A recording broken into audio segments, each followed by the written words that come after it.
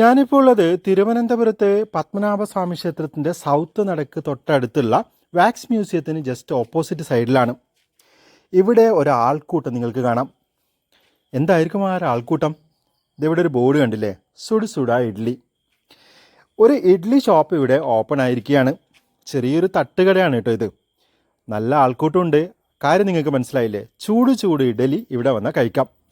ഇഡ്ഡലി എന്ന് പറഞ്ഞാൽ നോർമൽ ഇഡ്ഡലി അല്ല കേട്ടോ, വളരെ വെറൈറ്റി ആയിട്ടുള്ള ഇഡ്ഡലികളാണ് ഇവിടെ ലഭ്യമാവുക. ചിരട്ട ഇഡ്ഡലി ഉണ്ട്, സോയ ഇഡ്ഡലി ഉണ്ട്, ഗീ പൊടി ഇഡ്ഡലി ഉണ്ട്. അങ്ങനെ വെറൈറ്റി ആയിട്ടുള്ള ഇഡ്ഡലികളാണ് ഇവിടെ നിന്ന് കിട്ടുക. ഇവിടുത്തെ മറ്റൊരു പ്രത്യേകത എന്താണെന്നറിയോ? നിങ്ങൾ നേരിട്ട് പോയി കഴിഞ്ഞാൽ പെട്ടെന്ന് സാധനമൊന്നും കിട്ടില്ല കേട്ടോ. അവിടെ പോയിട്ട് പറയണം എന്തൊക്കെ ഐറ്റംസാണ് വേണ്ടതെന്ന്. അങ്ങനെ പറയുന്ന സമയത്ത് അവിടെ ഒരാൾ ബുക്കും പെന്നുമായിട്ട് ഇരുന്നിട്ടുണ്ട്. അയാൾ നിങ്ങളുടെ പേര് ചോദിക്കും, പേരും എന്താണ് ആവശ്യം എന്നൊക്കെ ചോദിക്കും. അതവിടെ ബുക്കിൽ എഴുതും. എന്നിട്ട് നിങ്ങളോട് വെയിറ്റ് ചെയ്യാൻ പറയും. ഞാനിവിടെ എത്തിയിട്ട് ഈ കാര്യങ്ങളൊക്കെ മനസ്സിലാക്കിയിട്ട് ആളോട് എൻ്റെ പേരും കാര്യങ്ങളൊക്കെ പറഞ്ഞ് എന്താണ് വേണ്ടതെന്നൊക്കെ പറഞ്ഞു. അപ്പോൾ ആളെന്നോട് പറഞ്ഞു വെച്ചാൽ ഏകദേശം ഒരു 25 മിനിറ്റ് നിങ്ങൾ വെയിറ്റ് ചെയ്യേണ്ടി വരും, തിരക്കുണ്ടെങ്കിൽ പോയിക്കോളൂ എന്നാണ് പറഞ്ഞത്. എന്തായാലും ഇവിടുത്തെ ഇഡ്ഡലി കഴിച്ചിട്ട് പോകാമെന്ന് വിചാരിച്ച് അങ്ങനെ ഞാൻ ഏകദേശം ഒരു 10-15 മിനിറ്റോളം ഇവിടെ വെയിറ്റ് ചെയ്തു. അപ്പോഴേക്കും സംഭവം റെഡിയായി. ഓരോരാളെയും പേര് വിളിക്കുന്നുണ്ട്. അതായത് നമ്മൾ ഓർഡർ ചെയ്ത ഐറ്റം റെഡി ആവുമ്പോൾ നമ്മുടെ പേര് വിളിക്കും. അപ്പോൾ നമുക്ക് പോയിട്ട് കളക്ട് ചെയ്യാം. എന്തായാലും ചെറിയൊരു തട്ടുകടയിൽ ഇങ്ങനെയൊരു രീതി ഫോളോ ചെയ്യുമ്പോൾ നമുക്ക് കുറച്ച് വെറൈറ്റി ഒക്കെ തോന്നും. നല്ലൊരു പ്രഷ്യസ് ആക്കി വെച്ചിട്ടാണ് അവർ ഈ ഒരു ഐറ്റം കൊടുക്കുന്നത്. ഇവരുടെ ഐറ്റത്തിന് നല്ല ഡിമാൻഡ് ഉണ്ട് എന്ന് കാണിക്കാൻ വേണ്ടി ചെയ്യുന്ന പോലെ എനിക്ക് തോന്നി. കാരണം നമ്മളൊരു ഇഡ്ഡലി ഓർഡർ ചെയ്ത് 25 മിനിറ്റ് വെയിറ്റ് ചെയ്യുക എന്നൊക്കെ പറഞ്ഞു കഴിഞ്ഞാൽ എല്ലാവർക്കും അതൊന്നും ഓക്കെ ആയിന്ന് വരില്ല. പക്ഷേ നല്ല പ്രഷ്യസ് ആണ് എന്ന് കാണിക്കാൻ നല്ലൊരു ബിസിനസ് ട്രിക്കായിട്ടാണ് എനിക്ക് തോന്നിയത്. സ്വാഭാവികമായിട്ടും ഇതൊക്കെ കാണുന്ന സമയത്ത് അവിടെ കൂടി നിന്ന ആളുകൾക്കൊക്കെ ഭയങ്കര ആകാംക്ഷ ഉണ്ടാവും ഇതൊന്ന് കഴിക്കാൻ വേണ്ടിയിട്ട്. ഞാനും എന്തായാലും വെയിറ്റ് ചെയ്തതിന് ശേഷം എനിക്കും ഫുഡ് കിട്ടി. ഇവിടെ നിന്ന് കഴിക്കണം, ഇരുന്ന് കഴിക്കാനുള്ള സംവിധാനങ്ങളൊന്നുമില്ല, നിന്ന് കഴിക്കണം. ഞാൻ ഓർഡർ ചെയ്തത് സോയ ഇഡ്ഡലി ആയിരുന്നു.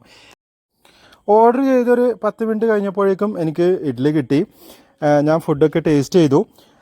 ഇഡ്ഡലിയുടെ കൂടെ തേങ്ങാ ചട്നി ഉണ്ട്, തക്കാളി ചട്നി ഉണ്ട്, സാമ്പാറുണ്ട്. ഇലയിലാണ് നമുക്കത് കിട്ടുക. ഒരു പാത്രത്തിൽ ഇല അതിന് മുകളിൽ വെച്ചിട്ട് അതിന് മുകളിലാണ് ഇഡ്ഡലിയും ഈ സാമ്പാറും ചട്നിയും ഇതൊക്കെ കിട്ടുക. അപ്പോൾ എന്തായാലും ടേസ്റ്റ് ഓക്കെയാണ്. സ്പെഷ്യലായിട്ടുള്ളൊരു ടേസ്റ്റ് ആണെന്ന് ചോദിച്ചാൽ അല്ല, ഒരു നോർമൽ ടേസ്റ്റ് തന്നെയാണ്. ഞാനിത് പറയാൻ കാരണം എന്താണെന്ന് വെച്ച് കഴിഞ്ഞാൽ ഇനി നിങ്ങളവിടെ പോയിട്ട് ഇതൊക്കെ ടേസ്റ്റ് ചെയ്ത് നോക്കിയിട്ട് അയ്യോ ഇതെന്താ ഇവിടെ അങ്ങനെ ഒരു സ്പെഷ്യലൊന്നും തോന്നില്ലല്ലോ എന്ന് എന്നോട് പറയരുത്. എന്താ പറയുക, സ്പെഷ്യലായിട്ടുള്ളൊരു ടേസ്റ്റ് ആയിട്ടൊന്നും എനിക്ക് തോന്നിയില്ല. പക്ഷേ ഒരു കൗതുകം തോന്നി ഇങ്ങനെയൊക്കെ കാണുന്ന സമയത്ത്. ഒരുപാട് ആളുകൾ എന്തായാലും ഇവിടെ ക്യൂ നിൽക്കുന്നുണ്ട്. ഞാൻ പോകുന്ന സമയത്ത് വൈകിട്ട് 6:30 മുതൽ രാത്രി 9:30 വരെയാണ് ഇവിടുത്തെ ഒരു ടൈമിംഗ് എന്ന് പറയുന്നത്. ആ ഒരു സമയത്ത് മാത്രമേ ഈ കട ഓപ്പൺ ആയിട്ട് ഉണ്ടാവുകയുള്ളൂ. അപ്പോൾ നിങ്ങൾ എപ്പോഴെങ്കിലുമൊക്കെ പോകുന്ന സമയത്ത് തിരുവനന്തപുരത്ത് പോകുന്നുണ്ടെങ്കിൽ ഒന്ന് ഈ ഒരു കടയിലൊക്കെ കയറിയിട്ട് നോക്കൂ കേട്ടോ. ഇനിയിപ്പം തിരുവനന്തപുരത്തുകാർക്ക് ഡയറക്റ്റ് പോയി നോക്കാമല്ലോ. അപ്പോൾ എല്ലാ ദിവസവും ഉണ്ടെന്നാണ് അറിയാൻ കഴിഞ്ഞത്. അപ്പോൾ ഇങ്ങനെ ഒരു സംഭവം തിരുവനന്തപുരത്ത് ഉണ്ട് എന്ന് ചിലപ്പോൾ നിങ്ങൾക്ക് അറിഞ്ഞിട്ടുണ്ടാവില്ല. അതുകൊണ്ടാണ് ഞാൻ ഈ വീഡിയോ ചെയ്തത്. ഇതൊരു പ്രൊമോഷൻ വീഡിയോ ഒന്നും അല്ല കേട്ടോ, അങ്ങനെ നിങ്ങൾ വിചാരിക്കേണ്ട. സത്യം പറഞ്ഞാൽ ഇവിടുത്തെ ഫുഡിൻ്റെ ടേസ്റ്റിനേക്കാളും എനിക്ക് ഇഷ്ടപ്പെട്ട എന്താണെന്നറിയോ, ഇവരുടെ ഒരു ഐഡിയ ആണ് എങ്ങനെ ഈ സാധനം മാർക്കറ്റ് ചെയ്യണമെന്ന്. നല്ലൊരു ഐഡിയ ഇവർക്കുണ്ട്. എന്തായാലും അതിന് ഒരു പ്രത്യേക അഭിനന്ദനം അർഹിക്കുന്നു ഇവർ.